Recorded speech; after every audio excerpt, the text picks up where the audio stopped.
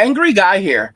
And Psych Hacks warns women that they are not the prize and will become cat ladies if they don't change. Let's just go ahead and jump right into the video. Relative to the men you want, you are not the prize. You are only the prize relative to the men who want you, and you don't want those guys. And this means that you can't expect to be the adored in this dynamic. If you assume that this guy is going to go out of his way and come to you and pick you up and buy you dinner and work on your schedule and cater to your desires, you have another thing coming. It's not about you. A busy, successful man with lots of options doesn't have time for that nonsense. He's on a mission, and his mission, which is generally associated with a self-transcendent overarching goal, is more important than what you want. But here's the catch. You can get what you want if you can help the man achieve his mission. That is, if you can be useful. Now, guys, the crazy thing about this is that many women say that they are the table and that they don't have to bring anything to the relationship because there is no relationship without. The craziest thing is that a woman who cooks, cleans, takes care of the home, and helps to take some of the burden off the man is a woman who is helping him towards his purpose. Because by helping to take that burden off him, she is helping him move towards his purpose.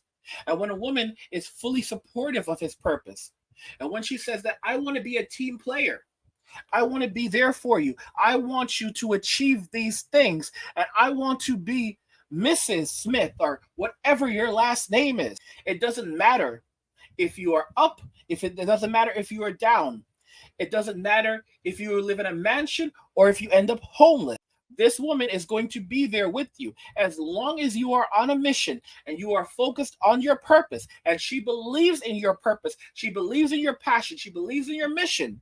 She will stand with you. The difference, however, is that most women today are in their masculine energy. They're in their masculine state. When a woman immediately says that I don't need your money, I am independent, I have my own money, what she's telling you is that she has her own purpose, she is on her own mission, she operates on her own time, and that she does not need you.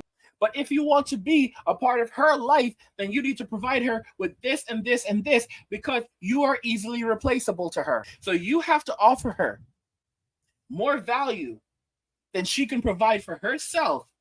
And sometimes it's substantially more. That's why you have a woman who works at McDonald's making $30,000 a year. But because of her marketplace value based on her fertility, she can attract a man who is a millionaire. She can attract a man who is a billionaire. But as she gets older and her fertility declines, so do her options. And unfortunately, women cannot comprehend this because they live life on easy mode. And this starts before they turn 18.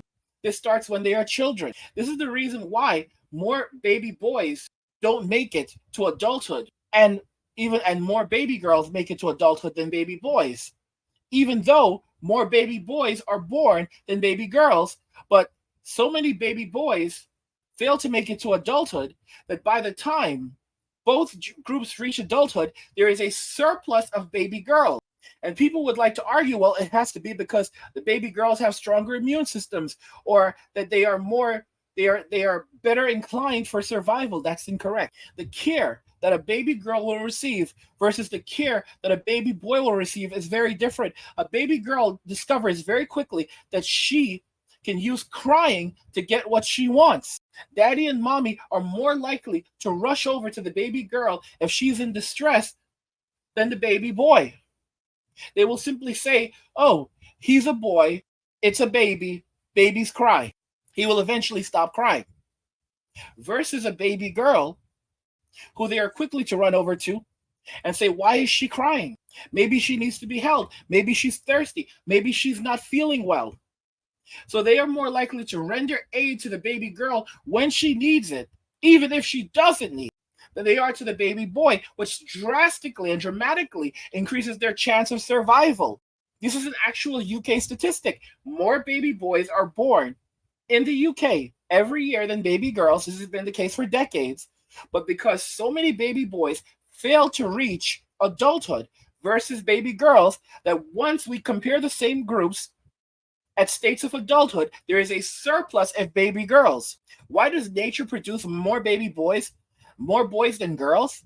Because nature is consciously aware that the lives of men are hard.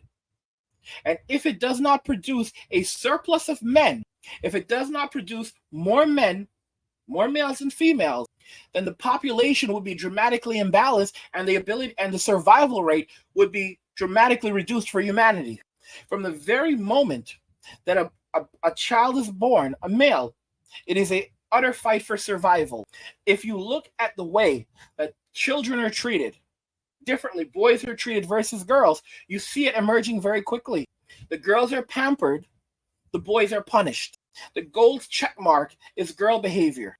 However, we know that this doesn't work in reality, because when you become an adult, as a man, those who survive are the ones who are strong and able to stand up to the hardships of life. When times are good, weak men thrive, and weak and strong men are punished. But when times are bad, weak men suffer, while the strong men thrive. A friend once told me, he said that it is during hard times when some men become legends. When you look at guys like Destiny, who, they talk about the current state of masculinity and they ultimately demonize it. And you look at his relationship, the choices that he's made in his marriage, his open marriage, and his belief that men are supposed to behave like this, act like this, carry themselves like this, that being physically fit and strong is a negative thing, and instead men should focus on being more emotional. That's nice in a thriving economy built by strong men. But that irony is that weak men tear these societies down. That's why the saying goes, hard times create strong men create good times create weak men, and good times create weak men, and weak men create hard times. It's an utter fact. And women don't seem to comprehend that they are not the prize. Because men as they get older, they realize it's not who you like, it's who likes you. But women don't comprehend the guy still has to accept them. So a lot of women, their value is inflated because they go out, they have a relationship, they get intimate with all these athletes, high value men that don't want them, but are more than happy to get intimate with them.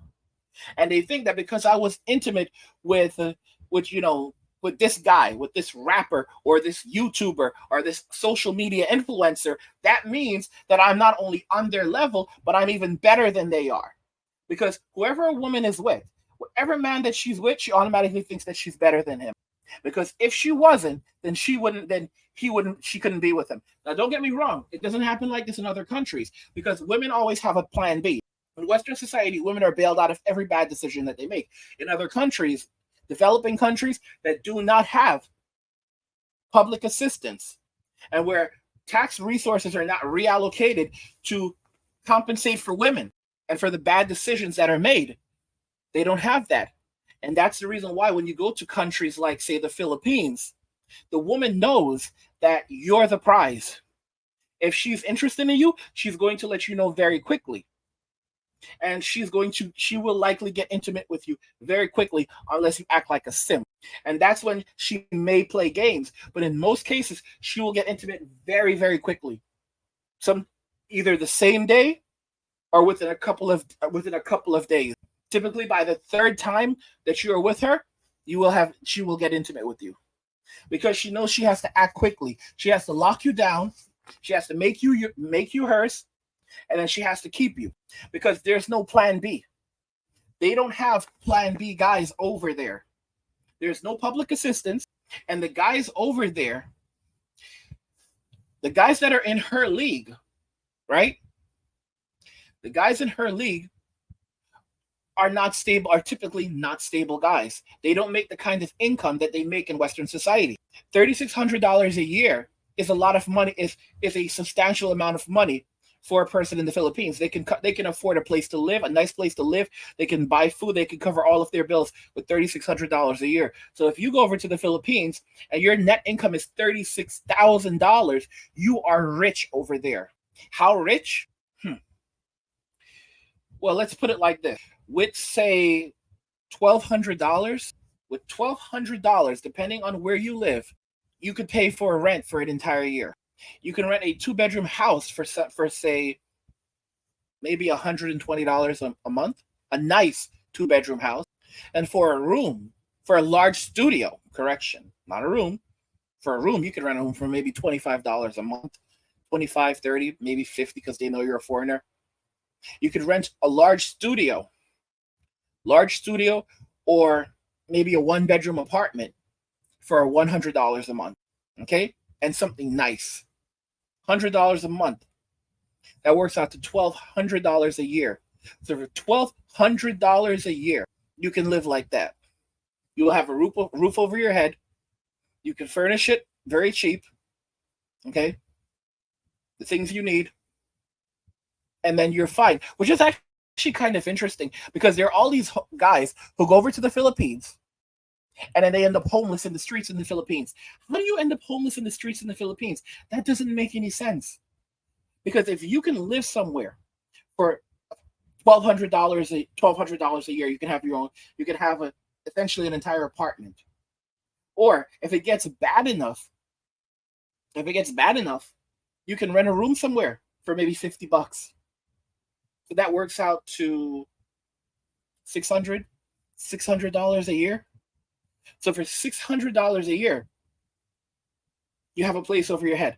You're telling me that they don't even have $600 and there are no opportunities? This is a complete lie. This is a complete and utter lie.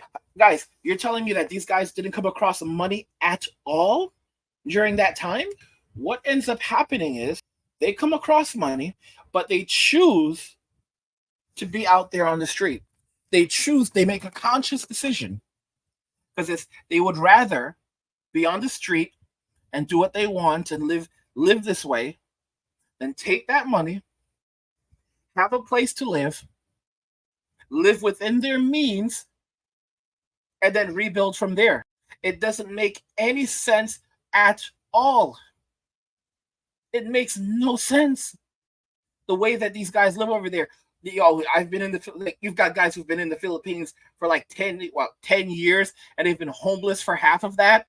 How would they survive in the Philippines homeless if they weren't getting help? How would they eat in the Philippines if they weren't being fed? This basically means that they know Filipinos. So that means that the Filipino people are helping them. Right? You're telling me that if they can help you with food, they cannot help you find a place to live or rent you a room somewhere for a small amount of money?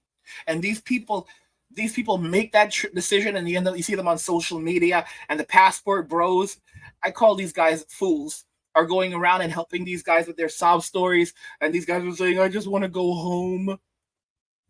And it's like, I don't want to judge people because I don't know what their hardships are or how they ended up in that situation. But then when you start putting two and two together, it doesn't make sense. For example, you're in the Philippines and you don't have ID. How don't you have ID? What about the embassy? You've been over there for many years and you don't have ID. So why don't you go to the consulate? Why don't you go to the American embassy or the UK embassy or whatever country you're from, and explain the situation to them and work with them to get quick identification, to get a passport? Guys, don't you see something is wrong? I used to be like this. I used to be an idiot, a complete and utter idiot. I once literally got into an argument with a border crossing agent because this Mexican lady told me that they just dropped her in Mexico 2 years ago and she's over there suffering. And I said to the guy, are you a conservative? And he goes, yeah. And he's like, come over here, I'll speak to you. And I told him what happened. He goes, they didn't just drop her here. She's been here for 2 years. And I realized I was a damn idiot. That's how stupid I was as a person. And I gave her money. And I was so angry that she was treated this way. Because you immediately think with your heart and your emotions instead of using reason and logic. I was literally frightened how stupid I was. And I saw, next time I saw that guy, I thanked him so much. And I thanked him for being respectful to me. I told him, listen, no, you did not have to be respectful to me, so I need to be respectful to you. Please continue doing your job and do. I was very respectful to him, right? I give respect where I show respect when I'm given respect. But I'm an idiot. I'm an idiot. I was thinking with my heart and not my mind. But people play upon. That's how people prey upon you. They prey upon your kindness, which is why there's no humanity left in this world. You're not going to find any answers out there, and you're definitely not going to find answers in the streets. If you can't find answers within yourself, then you need to ask questions why. As men, we have to be taught how to be men, how to be masculine, and we also have to be taught how to look inside and how to discover ourselves and to understand ourselves. And these are things that men were typically taught by other men, which is the importance of masculinity. What do you guys think regarding this? Psych Hack warns women that they are not the prize and will become cat ladies if they don't change. Guys, subscribe to the channel. If you are not already subscribed, turn on notifications to never miss another video again. And like the video because it tells YouTube you're enjoying the content, like the content, and want to see more. Let me know what you think in the comments. Like the video if you like it. Don't forget to subscribe. And if you like the video, share the video. And just remember that all roads lead to MWA and men walking away and share.